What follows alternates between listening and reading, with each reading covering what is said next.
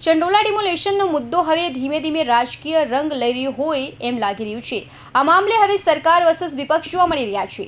સરકાર ચંડોલાની સિકલ બદલવા મક્કમ છે તો ડિમોલેશનની કામગીરી અટકાવવા માટે કોંગ્રેસના ધારાસભ્ય શૈલેષ પરમાર અને વિપક્ષ નેતા શહેજાદ ખાન પઠાણે મુખ્યમંત્રીને રજૂઆત કરી છે। અમદાવાદમાં ચંડોળામાં ડિમોલેશન મુદ્દે રાજકીય રંગ લઈ રહ્યો હોય તેમ લાગી રહ્યું છે।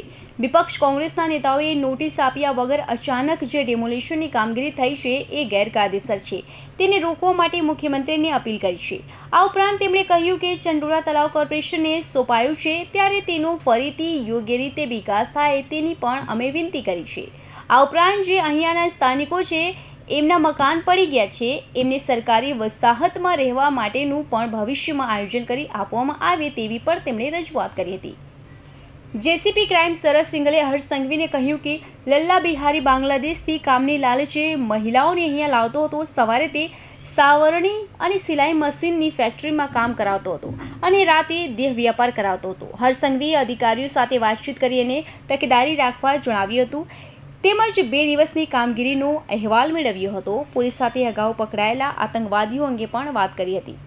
जैसा मैं आपको बताना चाहूँगा कि चंडोला तालाब एक बहुत मोटा विस्तार है और ये एक लेक है, सरकारी ज़मीन है और पिछले 3-4 साल से हम देखें तो 2022 में इसी इलाके से गुजरात एटीएस ने 4 आतंकवादी पकड़े थे जो अलकायदा इंडिया सब कॉन्टिनेंट के साथ उनका संपर्क था और देश के विरुद्ध एक मोटा कावतरू रच रहे थे और उसकी तपास अभी एनआईए कर रही है।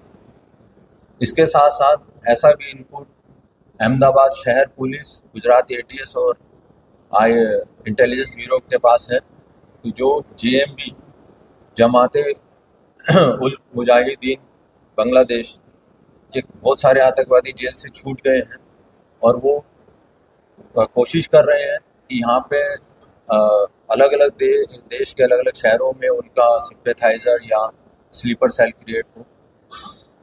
उसके अलावा मैं बताना चाहूँगा कि चंडोला तालाब में पिछले अगर 6 महीने का हम फिगर्स लें तो अहमदाबाद क्राइम ब्रांच ने 2 मोटे केस ड्रग्स के किए हैं।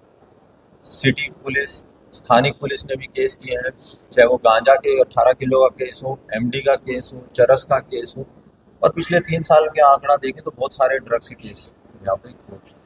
ड्रग का एक बहुत बड़ा कार्टेल यहाँ से ऑपरेट करता था। उसके अलावा 2024 में अहमदाबाद क्राइम ब्रांच ने यहाँ पे 2 लड़कियों को रेस्क्यू किया था जिनकी उम्र 18 साल से कम थी, माइनर थी और वो उनको वहाँ उस चंडोला तालाब में ज़बरदस्ती शारीरिक शोषण और प्रोस्टिट्यूशन करवाया जा रहा है।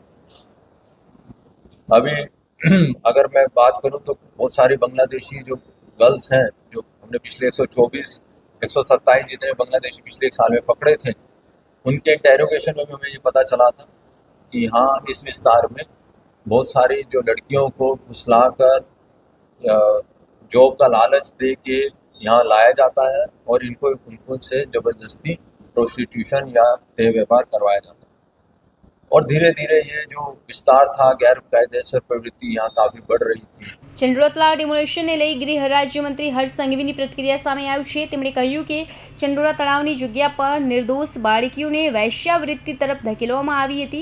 અહીંયા રહેતા લોકોનું આતંકી કનેક્શન પણ સામે આવ્યું હતું। આ સાથે તળાવની ફરતે 1.25 લાખ સ્ક્વેર મીટરથી વધારે જગ્યાનું દબાણ કરવામાં આવ્યું હતું, જે દબાણને સરકાર સંપૂર્ણપણે દૂર કરવાનો કાર્યવાહી કરી રહી છે। આજે પણ એ કામ ચાલુ છે અને આવતીકાલે પણ કામ ચાલુ રહેશે। આજે સાંજે આ તમામ કાર્ય અંગેની ઓફિશિયલ વિગત જાહેર કરવામાં આવશે। उस क्षेत्र का ध्वस्त किया है जहां से बड़े पैमाने पे गैरकानूनी बांग्लादेशियों को पकड़ा गया है। ये राज्य के सभी नागरिकों के हित में राज्य सरकार ने सुरक्षित रखी गई 1 इंच जगह हम खाली करा के रहेंगे। ये ऐतिहासिक काम अहमदाबाद पुलिस, अहमदाबाद महानगरपालिका, अहमदाबाद एडमिनिस्ट्रेशन द्वारा पूरी तरह से मानवता के मद्देनजर रख के ये काम को पूर्ण करके जो तालाब की जगह जो 1.25 लाख मीटर से ज्यादा जगह ये गैरकानूनी बांग्लादेशियों ने एंक्रोच की थी वो पूरी खाली करवाई गई है। ये काम चालू है। ડિમોલેશનની કામગીરી અટકાવવા માટે કોંગ્રેસના દાડી લીમડા વિધાનસભાના કોંગ્રેસના ધારાસભ્ય શૈલેષ પરમાર અને અમદાવાદ મ્યુનિસિપલ કોર્પોરેશનના વિપક્ષ નેતા શહેજાદ ખાન પઠાણ ચંડોળા વિસ્તારમાં વસતા ભારતીય નાગરિકોના જે મકાનો તૂટ્યા છે જેને લઈને આજે મ્યુનિસિપલ કોર્પોરેશનને મળીને રજૂઆત કરશે। જે ભારતીય નાગરિકો છે અને વર્ષોથી ચંડોળા તળાવ વિસ્તારમાં વસે છે તેઓના મકાન પણ તોડી નાખવામાં આવ્યા છે, ત્યારે તેઓને હાઉસિંગ પોલિસી અંતર્ગત મકાનો ફાળવવામાં આવે તેના માટેની રજૂઆત કરવામાં આવશે। जो कल चंडूड़ा विस्तार में डिमोलिशन किया गया है, चाहे वो लल्ला बिहारी का प्लॉट हो या कहीं ना कहीं इलीगल इमिग्रेंट्स ऐसे बांग्लादेशियों का जो डिमोलिशन किया गया है, उस कार्य को कहीं ना कहीं हम सराहनीय मानते हैं कि इलीगल इमिग्रेंट्स हिंदुस्तान में नहीं बच सकते। પણ બનાવો બનેલા છે કે જે પણ અત્યારે પોલીસ દ્વારા કોર્પોરેશન દ્વારા એક્શન લેવામાં આવ્યા છે।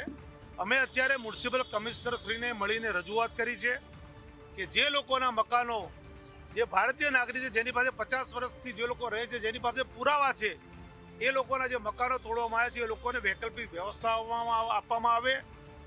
જે વર્ષોથી ત્યાં રહે છે, મેં કીધું ગઈકાલે પણ કીધું હતું ને આજે પણ કહું છું કે ભારત પાકિસ્તાનના જ્યારે ભાગલા પડ્યા ત્યારથી ત્યાં લોકો રહે છે એવા લોકોને જે અત્યારે તોડવાની જે કામગીરી છે તોડવાની કામગીરી બંધ કરવામાં આવે, કોર્પોરેશન દ્વારા તેનો સર્વે કરવામાં આવે અને સર્વે કર્યા પછી એ લોકોને વૈકલ્પિક વ્યવસ્થા આપ્યા પછી ચંડોળા તળાવનો જે વિકાસ કરવાની વાત છે વિકાસ કરે।